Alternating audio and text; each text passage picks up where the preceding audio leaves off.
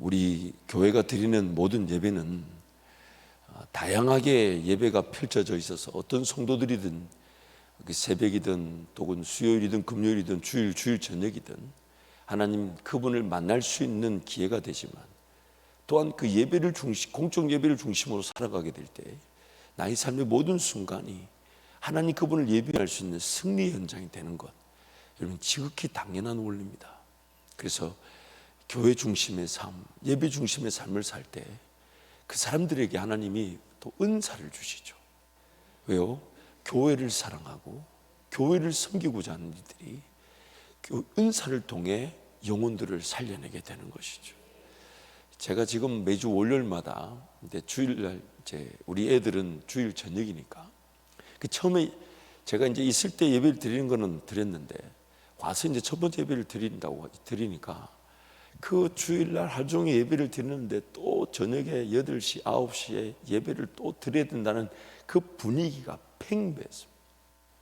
특히 어리면 어릴수록 그 대적 세력의 미혹에 넘어가서 내가 누구라고 말하지는 않겠어요. 육적일 수도 있고 영적인 수준일 수도 있어요. 그런데 그걸 제가 이거 하나님 어떻게 해야 되나? 하나님, 이것이 제가 자녀들에게 하나님 은혜를 전할 수 있는 아비로서의 최후 보루인데 이 예배를 제 욕심입니까? 만약 욕심이 아니라면 하나님 지켜줄 수 있는 계기를 주십시오. 이렇게 기도했었어요. 근데 제 큰애 사라가 이제 개학 전에 대학생 선교회죠. CCC 순장으로 이제 시작하다 보니까 사전 기도 모임이 있었던 모양이에요. 그래서 근데 그 사전 기도 모임에 말씀을 뭘로 나누냐면 야고보서 말씀을 나눈다는 거예요. 그 제가 예전에 후임 목사 때 필리핀에서 70일 있는 동안에 딱 70일 동안 매일 야고보서를 그 각 절마다 혹은 문단마다 묵상했던 적이 있습니다.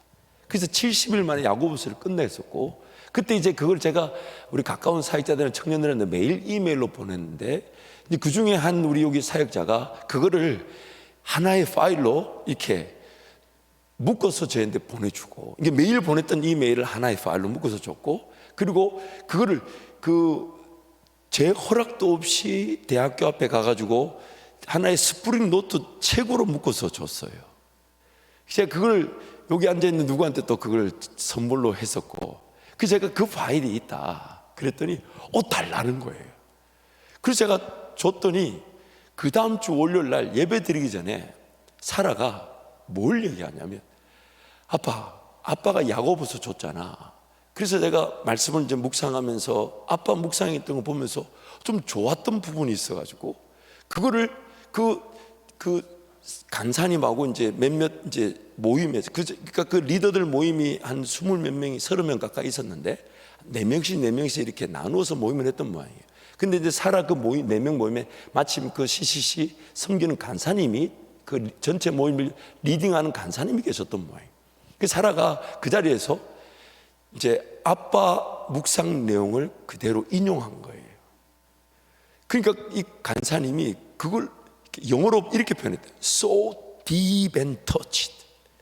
이게 영어로 표현하면 이것만큼 이게 뭐라 그럴까 아주 마음에 와닿았다. 그것만큼 도전 표현이 없는 거죠.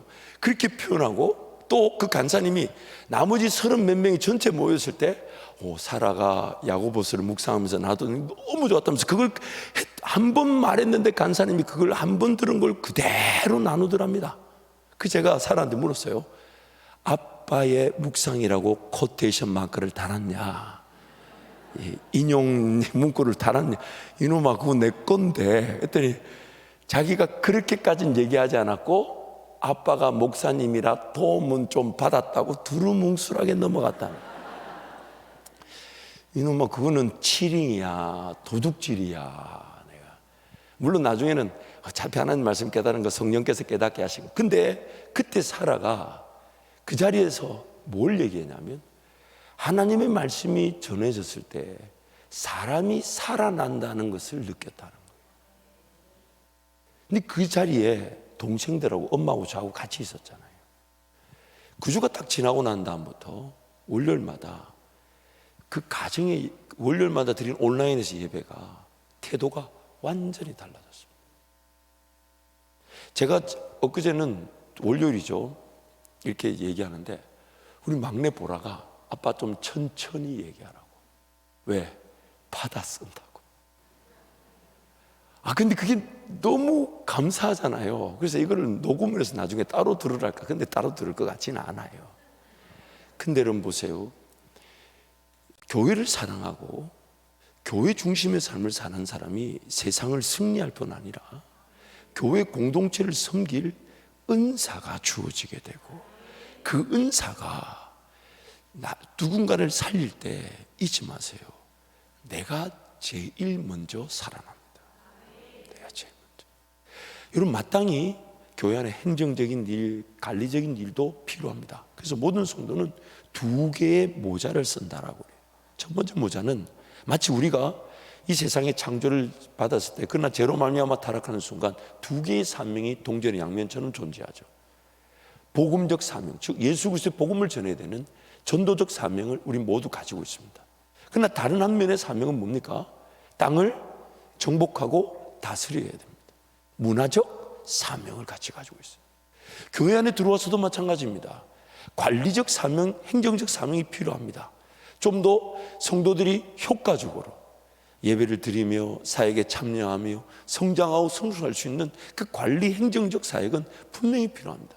당이라는 게 있고요, 또 항존 직분자들이 재직회가 있고요, 공동회가 있고요, 또 각 위원회가 있는 것은, 그래서 우리 사역을 위한 좀 더 어떤 재정의 인원이라도 허투루 쓰여지지 않도록, 시간이 허비되지 않도록 필요합니다. 그러나 동시에 사람을 직접적으로 살리는 그런 은사적 사명이 반드시 필요합니다. 그리고 그 은사적 사명이 감당되어질 때 가르치는 자, 복음 전하는 자, 목사, 교사로 세워지게 될 때 행정적 관리적 사역은 자동적으로 관리되어져요. 마르다 현상을, 마르다 신드롬을 피하게 되죠. 예수님을 섬긴다면서 말씀 앞에 말씀만 듣고 있는 동생 마리아를 평가하고 비판했던 그 마르다의 어리석음을 이겨낼 수 있는 겁니다. 그래서 여러분, 말씀 중심, 예배 중심, 교회 중심의 삶을 사는 겁니다. 그것이 내가 삶의 자리에서 예배자로 승리할 뿐만 아니라 또한 교회를 섬길 은사가 공급되는 거예요. 이번에 여러분 시애틀에서 기도 사역팀이 왔잖아요. 감사한 것은 이제 내년 9월쯤이나 10월쯤에 다시 이제 계획해서 지난번에 같은 기도 사역과 함께 또한 그런 기도, 중보기도 사역자들, 누군가를 기도해 주신 기도 사역자를 세울 수 있는 훈련까지 같이 하자라고 얘기해 주셔서 지금 기도하며 이제 서로 맞추어 갈 예정입니다. 근데 보세요 여러분, 그것이 교회 안에 있어야 되는 사역입니다.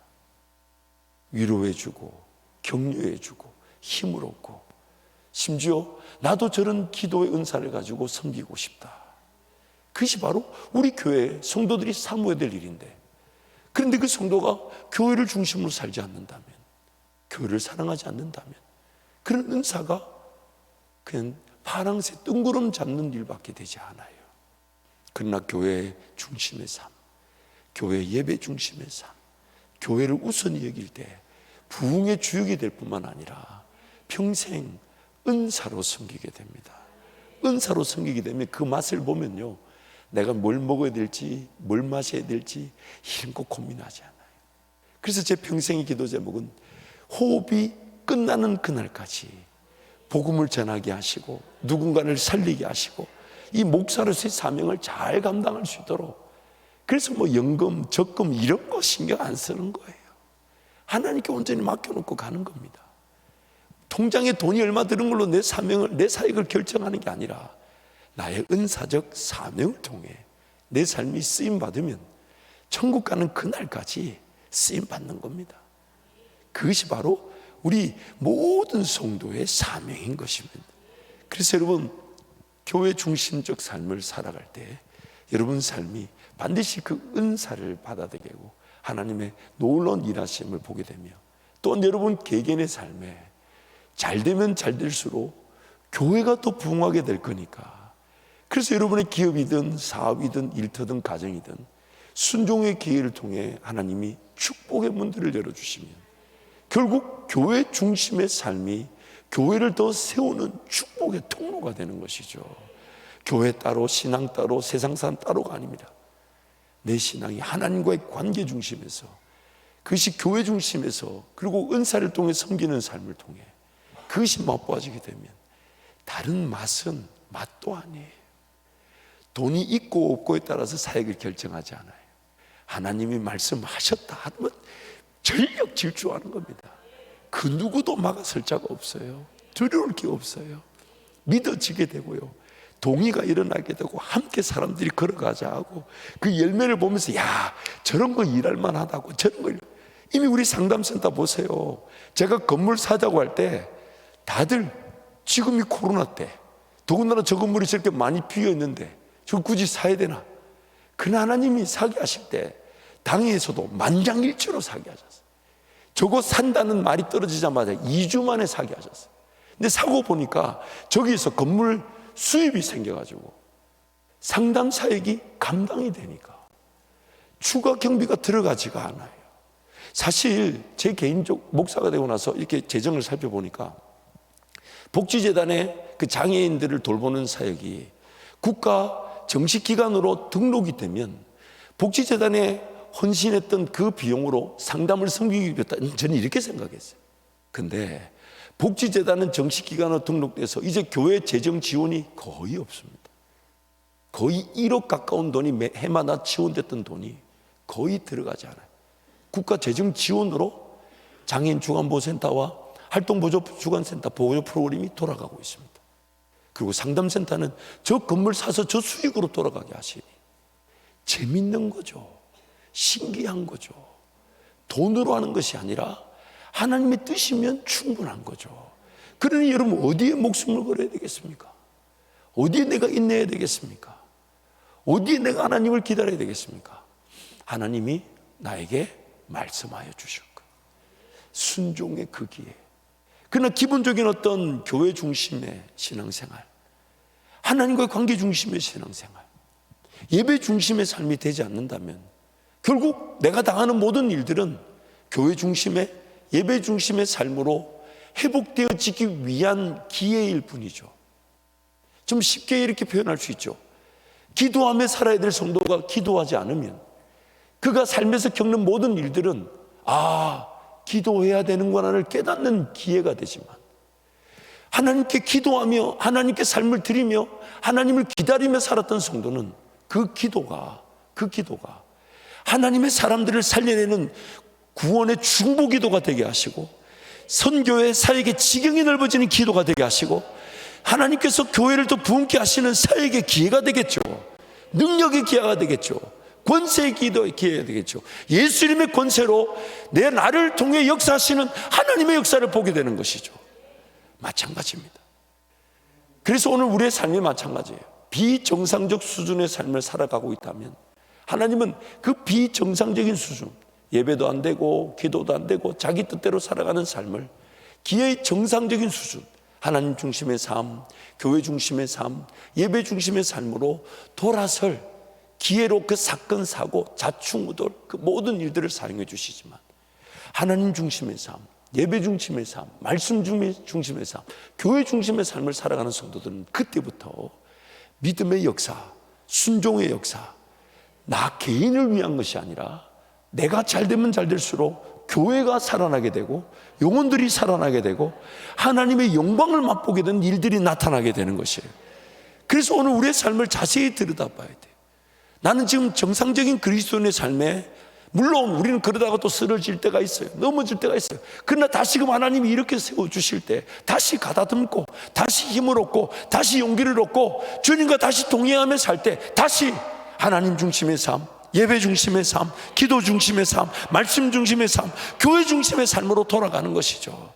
그것이 우리 인생에 오뚜기처럼 일어나게 하시는 하나님의 은혜인 것입니다. 그래서 어떤 인생이든지 하나님 포기하지 않으십니다. 그가 기도를 안 해도, 말씀 생활 안 해도, 예배 생활 안 해도 끝까지 보호하셔서 그 하나님 중심의 삶, 예배 중심의 삶, 교회 중심의 삶, 기도 중심의 삶, 말씀 중심의 삶의 중요성을 알게 하시고 그걸 붙잡게 하시고 거기에 인생이 맞춰지게 하시죠. 거기에 맞춰지게 되면 하나님께서 더 놀라운 은혜의 길로 우리를 인도해 가시는 거예요. 그때부터 음성이 들리기 시작하고요, 비전이 나타나기 시작하고, 꿈이 발견되기 시작하고, 하나님이 무엇이든지.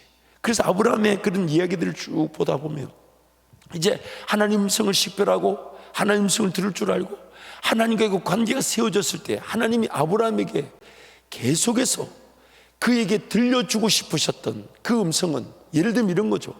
아브라함이 마침내 그 하늘의 별들을 보면서 그 하나님이 믿어지기 시작했을 때 그 믿음의 반응이 뭐냐면, 그러면 하나님 이 하늘의 별과 같이 민족을 이루시겠다는 것을 제가 무엇으로 알겠습니까? 라는 그 반응을 하나님은 귀하게 여기셔가지고 그걸 마치 하나님의 더 놀라운 꿈을 얘기하고 비전을 얘기하는, 그래서 너로 말미암아 민족이 나게 될 것인데 그들이 애굽으로 내려가서 450년을 종살이하다 다시 돌아오게 될 것이다.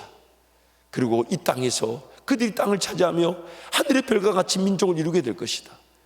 심지어 하나님은 그것을 그 아브라함에게 그 더 나은 하나님의 계획을 얘기해 주셨을 뿐만 아니라 그것을 내가 반드시 이루겠다고, 그 산비둘기 집비둘기를 쪼개놓은 사이에 햇불, 탄원의 불이 지나가는, 만약 그 언약을 이루지 않는 자는, 약속을 지키지 않는 자는 이 쪼개진 비둘기처럼 죽음을 면치 못하게 될 것이라는 햇불 언약을 아브라함과 맺으시지 않습니까? 그러면서 점점 아브라함이 하나님 중심의 삶, 그 음성을 식별하고 그 음성을 들을 줄 아는 자로 살아가기 시작할 때 하나님 나중에 무엇까지 아브라함이 전혀 몰랐던 하나님의 그 일하심을 듣게 되죠. 사역을 듣게 되죠. 소돔과 고모라를 멸망시키러 가는 천사들이 아브라함에게 뭐라고 얘기합니까? 우리가 아브라함에게 이 뜻을 숨길 필요가 있겠느냐. 아브라함이 그걸 알고 싶어 했거나 그런 일이 일어난지 전혀 몰랐어요. 근데 아브라함의 삶이 하나님 중심의 삶, 그 음성을 기다리고 그 말씀 중심의 삶으로 점점점 성장해 가니까 하나님은 하나님 그분의 비밀한 역사를 더 알려주고 싶어 하시고 그 일에 아브라함으로 하여금 참여하게 하시고 중보 기도자로 세워지게 하시죠. 그래서 하나님 그 땅 가운데 의인 50인이 있다면 멸망시키지 않겠습니까? 45이면 어떻습니까? 40명이면요, 30명이면요, 20명이면요, 10명이면요. 근데 여러분, 나중에 그 소돔과 고모라를 멸망시키실 때에 아브라함의 조카 롯을 구원하시면서 성경이 이렇게 말하죠. 하나님이 아브라함을 기억하사, 아브라함을 기억하사. 그러므로 하나님의 그런 뜻은요, 인도하심, 비전, 꿈은 내가 하나님 중심, 예배 중심, 기도 중심, 말씀 중심, 교회 중심의 삶으로 삶이 재편되어지는 순간 듣고 싶지 않아도 그 음성이 들려지게 됩니다. 왜? 그를 통해 하나님 말씀이 전해지게 하시고 그를 통해 기도의 은혜가 나타나게 하시며 그를 통해 교회 부흥의 역사를 드러내실 거죠. 왜? 교회 중심, 말씀 중심, 기도 중심, 하나님 말씀, 예배 중심의 삶이니까. 그를 통해 하나님이 일하시기를 원하실 때 내 시간이, 내 일터에서의 시간이, 난 오히려 예배 시간이 더 늘어났고 난 오히려 교회를 섬기는 시간이 더 늘어났는데 내 일터, 내 가정을, 내 자녀들을 하나님이 책임져 주시는 거예요. 내가 1000년이 걸려도 해결하지 못할 일을 하나님은 단 하루 만에 해결하실 수 있어요. 하나님의 시간표입니다. 주께는 1000년이 하루 같고 하루가 1000년 같음을 잊지 마라. 그러나 우리 생각에 단 하루 만에 해결될 일도 하나님이 도우시지 않으면 1000년이 걸릴 수가 있어요. 그래서 하나님께 맡겨놓는 거예요. 내가 열심히 일을 하는 것도 은혜입니다. 내가 열심히 섬기는 것도 감사한 일이죠. 이번에 제가 간증을 했잖아요. 우리 사라 승주에게 주신 은혜를 이렇게 제가 비교해 보니까 두 가지의 은혜가 있더라고요. 첫 번째는 본인에게 공부의 지혜를 주시고 열심히 공부할 수 있게 하는 것도 하나님의 은혜인데, 그래서 우리 사라는 그 공립학교에서 공부를 잘했어요. 정말 저도 너무 감사해요. 과외를 한번 했습니까? 뭐 상담을 한번 받았습니다. 공부를 열심히 할 마음, 그 하나님이 은혜를 주신 거잖아요. 그렇죠? 하나님이 은혜를 주셔서 공부를 열심히 해서 전교 정말 그 손가락 안에 드는 등수 안에 들어갔어요. 그래서 대학도 잘 간 거예요. 심지어 이번에 이렇게 동생들하고 같이 집을 산다고 하니까 기숙사에 안 사니까 기숙사비가 현찰로 돌아왔더라고요, 돈으로. 그래서 아빠, 기숙사비가 현찰로 얼마가 들어왔어. 이야, 정말 감사의 제목들이 얼마나 많은지. 여러분, 대한민국의 어느 대학이 기숙사비를 장학금으로 줍니까? 야, 제가 그렇게 기도해서 하나님, 우리 애들이 제 목회에, 제 교회사에게 장애물이 되지 않고 하나님 은혜의 길을 걸어갈 수 있도록 도와주십시오. 그게 제 기도 제목인데, 세상에 기숙사비도 장학금으로 주고 기숙사에 안 사니까 안 산다고 책정된 기숙사비를 현찰로 통장에 넣어줬더라고. 그것도 받았다고 나한테 말하는 딸도 얼마나 감사한지. 그렇잖아요. 이렇게 싹 이렇게 그렇잖아요. 그것도 감사한 일이잖아요. 그 아비를 닮았어요. 아니 그렇잖아요. 그 임마에 복귀돼야 되는데 아빠 돈 들었다고 말하는 것도 그거 참 착한 거죠. 감사하죠. 저는 그런 것도 감사하더라고요. 그런데 공부를 열심히 할 마음, 공부에 최선을 다하는 것도 은혜인데요, 또 다른 은혜가 있습니다. 그게 뭐냐면 4년을 6년을 미국 중등부 고등부 6년이잖아요.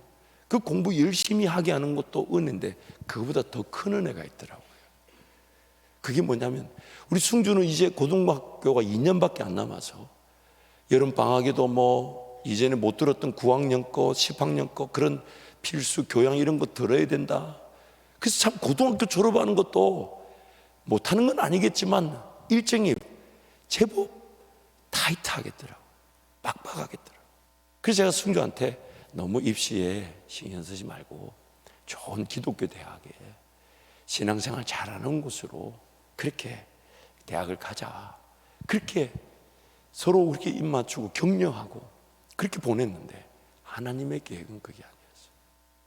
사실 우리 자녀 셋 중에 제일 교회를 사랑했던 게 승주였습니다. 모든 수련회, 모든 단기 선교 자기 용돈으로 다 갔어요. 물론 뭐 정유건 목사님이 여기 계시지만은 담당 사역자의 마음에는 어떨지 모르겠어요.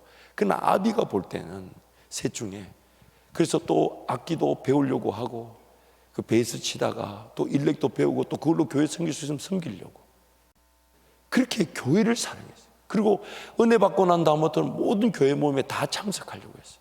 빠지면 안 되는 줄 알았어요. 근데 나중에 그렇게 미국에 가니까 그 공립학교 2년 그 계획이 아니라 1년에 1억이 넘는 돈이 들어가야 될 사립학교에 그것도 2년밖에 안 되지만은 그 사립학교에서 뭐라고 얘기하냐면 승주 네가 원하는 대학은 충분히 갈 수 있다고. 또 이렇게까지 얘기했어요. 누나도 대학 잘 갔는데 누나 대학 정도는 언제든지 갈 수 있다고. 근데 사라가 그 자리에서 그 어드바이스, 그 조언을 듣고 자기도 그렇게 결론을 내리더라고. 그래서 제가 사라한테 그랬어요. 봐, 두 가지 은혜가 있다. 우리 생각에 고등학교 열심히 공부하면서 물론 신앙생활을 안 하는 건 아닌데 열심히 공부하는 것도 그것도 하나님 주신 은혜인데 그 학교 공부보다 그것도 소홀히 하지 않지만 교회를 더 사랑하고 교회를 더 섬기고 교회를 더 헌신했더니 짧은 시간 안에도 그 6년 7년 공부할 것보다 더 효율적으로 효과를 나타낼 수 있는 입시의 기회를 하나님이 주시는 거. 은혜가 차원이 다릅니다. 은혜가 차원이 달라요. 그만큼 주님은 주님의 방식을 믿고 주님의 원리에 충실한 자들을 찾고 계신 거예요. 주님의 방식을 믿고 주님의 원리에 충실한 자들, 거기에 인내할 줄 알고 거기에 목숨 걸 줄 알고 거기에 붙들려 갈 줄 아는 자. 여러분, 우리가 아는 대로 입시 제도는 공부를 할 학생들을 걸러내는 장치죠. 무슨 얘기냐? 입시 제도가 강해지면 강해질수록 시키지 않아도 공부를 하겠다는 애들이 결국 그 입시를 성공적으로 치르게 됩니다. 여러분도 자녀 길러봐서 알죠? 공부를 하겠다는 애가 아니면 괜히 싸움 납니다. 다툼이 나요. 아무리 좋은 과외 선생을 붙이고 돈을 써도 자기가 안 하겠다 하면 안 됩니다. 되든가요? 됐나요? 안 됩니다. 하나님이 은혜를 주시든지 아니면 본인이 하겠다는 그 사람이 공부를 하는 거지. 근데 그 입시에 속아가지고 신앙생활도 안 되고 입시도 안 되고 결국 두 마리 토끼를 다 놓쳐버려요. 그래서 저는 자녀들을 기르면서 단 한 번도 공부에 무게감을 두기보다는 하나님 그분을 만나면 배워야 될 것을 하나님 무시하지 않으시고 배우게 하실 것인데, 그것이 지금 현 입시 제도를 능가할 만한 실력자가 되게 하실지, 아니면 그 입시에 휘둘리지 않으나 하나님의 사람으로 건강하게 자라나게 하시든지 하나님의 방식대로 길러지게 될 것인데, 일률적으로 그게 입시에 매달려서 그 신앙조차도 입시가 우선이고 신앙이 두 번째예요. 그러니 늘 힘든 거지. 그러니 그 결과에 아파하고 힘들어하고, 그래서 대학 가면 그 자괴감에 낙심해서 신앙생활조차도 안 해버립니다. 그게 지금 우리 자녀들이 겪고 있는 위기고 위험입니다. 여러분, 입시가 인생의 전부인가요? 중요한 고비이기는 사실이나, 그러나 그것을 통해 공부가 전부가 아니라는 걸 배우기도 하잖아요. 배움의 때에 나에게 배움의 기회가 있지만, 그러나 내가 배웠던 것이 현행 입시 제도의 성적으로 나타나지 않아도 내 인생 배우고자 하는 그 자세로 살아간다는 걸 배울 수 있다면 그것도 좋은 기회지 않습니까? 그런데 그걸 놓쳐버리고 일률적으로 거기다 애들을 막 몰아붙여가지고, 잊지 마세요 여러분.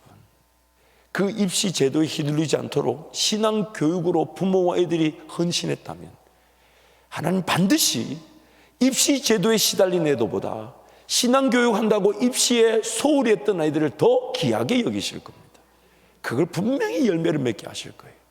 물론 그 지나가는 과정 속에 어려움도 있을 수 있고 우리가 생각지 못하는 그런 아픔도 있을 수 있지만, 지나고 보면 다 합력하여 선을 이루신 하나님이 좋은 것만 보시는데, 심은 것만 보시는데, 그 입시에 휘둘리는 자녀가 아니라 하나님 중심의 교육의 자녀로 기르시는 그거를 굉장히 높이 들어 쓰실 겁니다.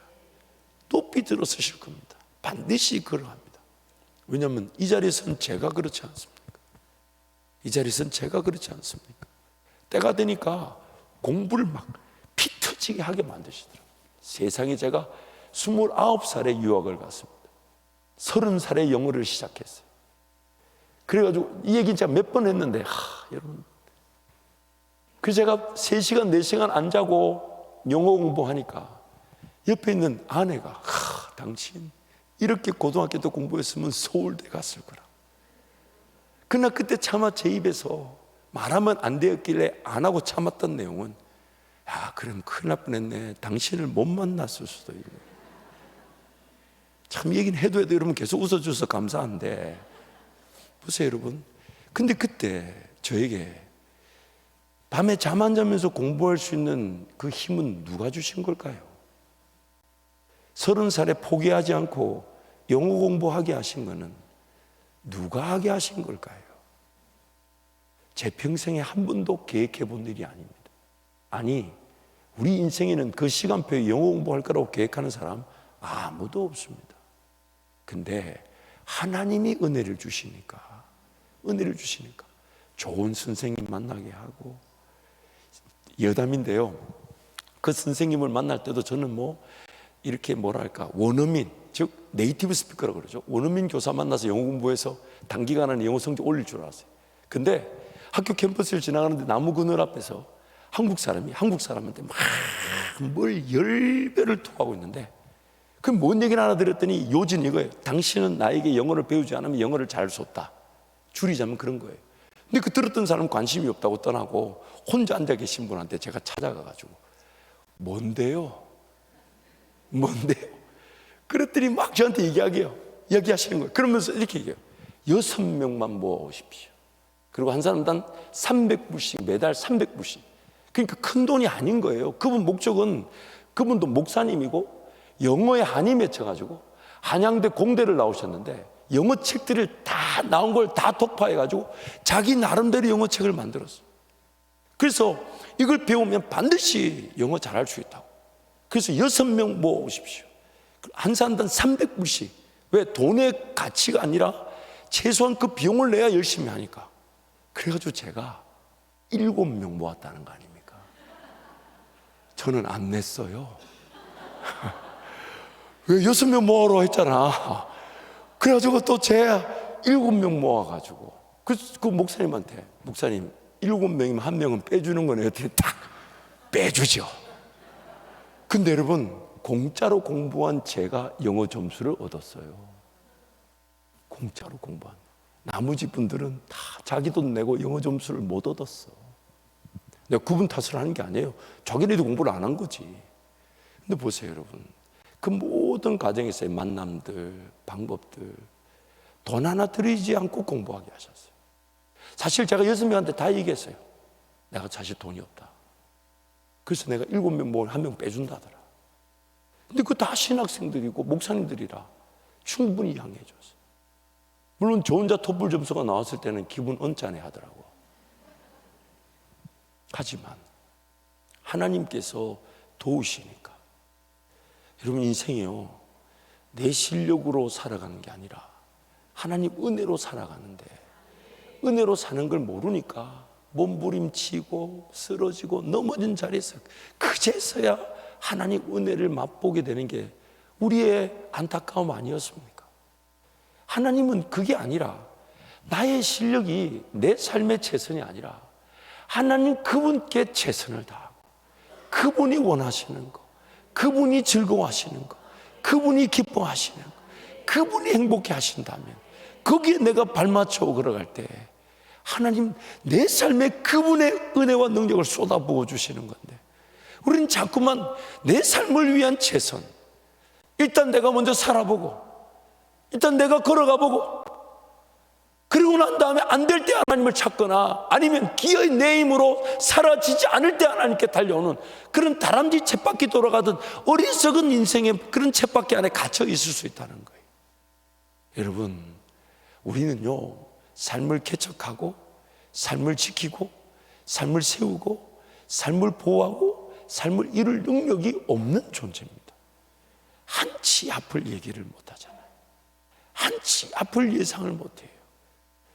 그래서 어떤 일이 어떻게 일어나 내 삶을 위협에 빠질지, 내 삶을 넘어뜨릴지 모르는데, 내 삶에 최선을 다하는 것만큼 어리석은 일이 어디 있겠습니까? 방향을 바꾸십시오. 방향을 바꾸십시오. 하나님께 최선을 다하는 거예요. 하나님 그분의 방식에 최선을 다하는 거예요. 하나님 그분이 그런데 그게 못할 일이 아니고 힘든 일이 아니고 어려운 일이 아니라는 거예요. 하나님 그분을 예배하고, 하나님 그분의 말씀에 귀를 기울이고, 그렇다고 하나님이 24시간 기도하랍니까? 24시간, 물론 그렇게 기도하고 예배하면 좋겠지만 그렇게 안 되는 우리를 알고 계세요. 그래서 먼저 드리는 시간, 먼저 구별된 시간만으로도 기뻐하시면서 살아갈 그 삶의 일터가 하나님 그분의 은혜를 맛보는 기회가 되게 하시면서 하나님 그분의 방식대로 우리를 이끌어 가지 않으십니까? 그래서 여러분, 하나님 중심, 말씀 중심, 교회 중심의 삶, 이게 지극히 당연한 겁니다. 하나님은 하나님 그분의 중심의 삶을 말씀 중심의 삶의 기회가 되게 하시고, 말씀은 사도와 선지자와 복음 전하는 자와 가르치는 자와 목사와 교사를 통해 성도들에게 전해지게 하시고, 성도들이 온전해져서 교회를 세우고 봉사의 일을 하게 한다고 에베소서 4장에서 말씀하고 계시잖아요. 그런 가르침의 은사자들이 아니면 성도들이 온전해질 수가 없답니다. 그래서 오늘 우리의 삶의 우선순위는 이미 주어진 그 원리에 순종하는 겁니다. 이미 하나님 나에게 요구하신 일에 먼저 순종하는 겁니다. 내 일터가 잘 될 방법에 순종의 기회, 내 가정이 해결을 타결할 순종의 기회, 그게 아니에요. 결국 그 모든 것들이, 여러분, 일터가 잘 되면요, 가정의 문제가 해결되면 무엇을 위한 겁니까? 결국 그 잘 되는 내 일터와 내 삶을 통해 복음이 전해지게 되면 교회가 세워지는 게 삶의 궁극적인 열매인데, 그런데 교회 중심의 삶을 살지 않으면서 일터와 가정이 잘 되기를 바라는 것은 도대체 하나님은 어떻게 도우시길 바라는 겁니까? 하나님 그분을 예배하고 교회 중심의 삶을 살면서 일 조금 덜 벌고 조금 천천히 가고 더디게 가르더라도 내 일터와 내 가정이 돌보아지게 하시는 하나님, 돌보아지게 하시는 하나님 충분히 돌봐지게 하실 텐데, 들의 풀도요, 공중의 새도 사람처럼 염려하지 않아요. 들의 풀이, 공중의 새가 뭘 먹을지 염려하는 거 보셨습니까? 뭘 입을지 고민하는 거 보셨습니까? 새가 못 먹을까 봐 벌벌 떠는 거 보셨습니까? 근데 하물며 사람인 우리는요, 근데 우리는 못 먹을까 봐, 못 마실까 봐, 못 입을까 봐, 차라리 한낱 미물들처럼 그렇게 욕심이나 정욕, 그런 생각할 줄 모르는 상태가 더 낫지 않냐는 게 성경의 고발인 거죠. 공중의 새를 보라고, 들의 풀을 보라고. 길쌈도 아니하고 수고도 아니하는데 하물며 너희일까 보냐, 하물며 너희일까 보냐. 그래서 여러분, 삶의 중심을 하나님께로 옮기십시오. 하나님께로 옮기십시오. 그래서 교회에서 어떻게 해서든 작은 것에서부터 순종하며 걸어갈 수 있도록 감사도 한 줄만 쓰잖아요. 정말 내가 쓰면서 하나님 앞에 죄송했어요. 이걸 10줄 쓰기는 했어야 되는데 이게 한 줄, 정말. 그러나 그것이 시작. 왜냐하면 우리 애들도 같이 해야 되니까. 또 성경도 3분, 10분, 20분. 제가 우리 장로님들과 함께 성경을 이제 우리 신약 일독 순서대로 녹음을 하는데 한번 길어봐야 10분이 안 넘어요. 녹음을 하는데 빠르게 하는 것도 아니에요. 그냥 읽어 나가는데 신약을 3개월 동안 일독하는 그 일독표에 따라 녹음을 하는데 10분이 안 걸려요. 장로님들도 제가 하는 거 보잖아요. 물론 오리지널 충청도 장로님들은 10분이 좀 넘어갑디다. 제가 그걸 꼭 보려고 했던 거 아니에요. 파일 사이즈를 보고 제가 혹시나 싶어 들어가 보니까 제가 누구라고 말하진 않겠어요. 장로님들은 아시겠지만 오리지널 충청도 색을 가지신 분은, 저는 8분 30초인데 그분은 11분 입디다. 그건 또 듣기는 더 좋아요. 천천히 이렇게 읽어가시니까. 그리고 막 밥하는 소리, 무슨 소리, 칙칙칙칙칙, 이건 기차 소리는 아닌 것 같아요. 압력밥솥 소리가 아닌가. 근데 이제 아침에 이제 하시는 분들이 많아요. 그래서 제가 다 이렇게 클릭해서 들어보거든요. 들어보면 참, 그렇지만 행복한 거죠. 다른 게 행복한 게 아니라 우리 장로들과 함께 의논을 하고 사역을 결정하는 것도 귀한 일이지만 함께 하나님 말씀을 대하고 함께 읽어나가고 함께 그걸 카톡방에 올리면서 함께 들어보고 너무 그게 좋은 거죠. 왜요? 천국 가면 그것만 할 거니까. 그래서 그런 것들이 우리 교회 안에 문화로 자리 잡자는 거예요. 그런 것들이 중심이 되자는 거예요. 결국 그래봐야 하루 10분입니다. 충청도는 15분. 그러나 그것이 그렇게 많은 양을 차지하지 않지만 내 하루 일과표 중에 하나님이 가장 좋아하는 시간이시죠.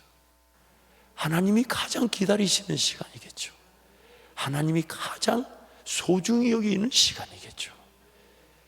그것이 점점 더 늘어나기를 하나님 열망하시면서 우리를 도우시려고 하지 않겠습니까? 그래서 여러분, 사실 오늘 말씀을 제가 준비한 말씀은 다음 주에 전하면 되는 것이고, 오늘 예배 전부터 계속해서 뭔가 좀 묵상했던 말씀들이 있었는데 그게 자꾸 교차를 하고 이게 왜 이러나. 근데 딱 여기서 단에 서는 순간 여러분에게 말했던 그 내용이 저에게 너무 강렬하게 하나님 말씀하셔서 그 말씀을 좀 더 중심으로 이렇게 말씀을 좀 나누었었습니다. 사랑하는 성도 여러분, 하나님은 끊임없이 우리에게 은혜 베풀어 주기를 원하십니다. 은혜 베풀어 주기를 원하세요. 그리고 그 은혜가 저와 여러분의 자발적인 선택이 되길 바라시지 강제적인 사랑이 되길 원치 않으세요. 너 이거 해. 그렇게 할 거면 사람의 인격을 자발적 그 자유의지를 만드실 필요가 없죠. 그냥 기계적으로 때가 되면 예배하고, 때가 되면 하나님 사랑하고, 때가 되면 전도도 필요 없겠죠. 왜요? 다 죄도 안 짓고 알아서 예배하고, 알아서 기도하고, 알아서 찬양할 기계적인 인간을 만들었다면 사랑의 관계가 아니잖아요. 하나님 나에게 사랑의 관계가 되도록, 그래서 음성을 들려주고 싶은데 뭔가 소통이 돼야 사랑할 거 아닙니까?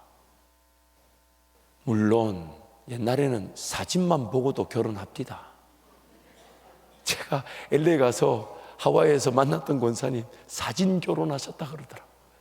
물론 그러나 여러분, 궁극적인 사랑은 소통 아니겠어요? 참 이것도 말해놓고 괜히 말했다 싶습니다만 그렇잖아요. 그래서 하나님 음성을 주기를 원하시는데 못 알아들으니까 기록해서 주셨잖아요. 최소한 이 기록된 말씀을 읽어 나갈 때 하나님 그분 음성이 인식되어지고 분별되어지고 더 사모되어지고 더 들려지고 더 붙잡히고 더 내어드리고 더 맡겨드리는 인생이 되게 하시는 그 하나님의 뜻이 있는 거 아닙니까? 그래서 여러분, 아무리 깊은 기도를 한다 해도 기록된 말씀의 범위 바깥에서 우리에게 들려주실 수 있는 음성은 마귀 소리죠. 그건 이단이에요. 내가 즉 하나님과 나와의 사랑의 관계, 1대1의 관계의 그 음성도 기록된 말씀의 그 범주 안에서, 그 원리와 질서 위에서 하나님 나에게 말씀하시는 것이지, 기록된 말씀을 외면한 채 기도의 자리에서만 나에게 하나님 음성이 들려지지 않습니다. 쉽게 얘기해 볼게요.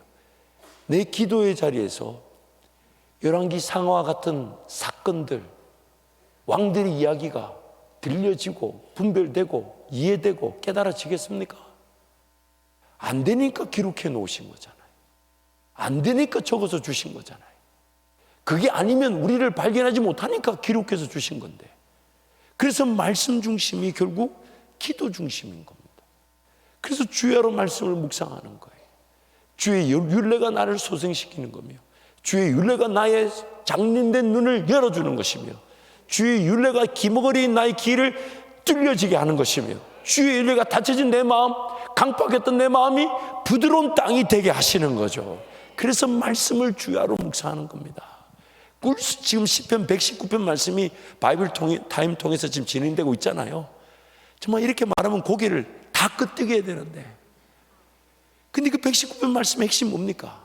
말씀의 능력, 말씀의 능력, 말씀의 능력. 그래서 꿀송이처럼 단 그 말씀을 시편 119편에서 얼마나 장구하게 얘기하고 있습니까? 그래서 하나님 오늘 우리에게 말씀하기를 원하시며, 들려주기를 원하시며, 그것을 가르치기를 원하시며, 가르침을 받기를 원하셔서 교회가 든든히 세워져 갈 때 죽어가는 영혼들, 연약한 영혼들, 쓰러진 영혼들을 어떤 영혼들이든지 간에 온전한 하나님의 백성들로 세워지게 하시는 것입니다. 그럼 여러분, 삶을 중심을 말씀 중심으로, 예배 중심으로, 교회 중심으로, 하나님 중심으로 옮겨 놓으십시오. 그 시간표를 다시 재편하십시오. 그래서 그 시간표를 중심으로 살아가십시오. 하나님 반드시 그것이 어느 날 젖어져 있다가 때가 되면 불을 붙일 때 환한 빛 가운데 쓰임 받게 하시고 은사로 교회를 세우게 하실 것입니다. 여러분 입에서 나오는 그 진리의 말씀의 가르침이 영원히 살아나는 그 경험을 하게 하실 것입니다. 이 시간 같이 한번 찬양할까요? 우리 말씀 앞에서 경외함으로 찬양할 텐데요. 여러분 찬양하시면서 하나님 다시 한 번 더요, 교회 중심의 삶이 되게 해 주십시오. 말씀 중심의 삶이 되게 해 주십시오. 예배 중심의 삶이 되게 해 주십시오. 그래서 하나님이 소중히 여기시는 예배 공동체인 교회, 제가 일꾼 되게 해 주십시오.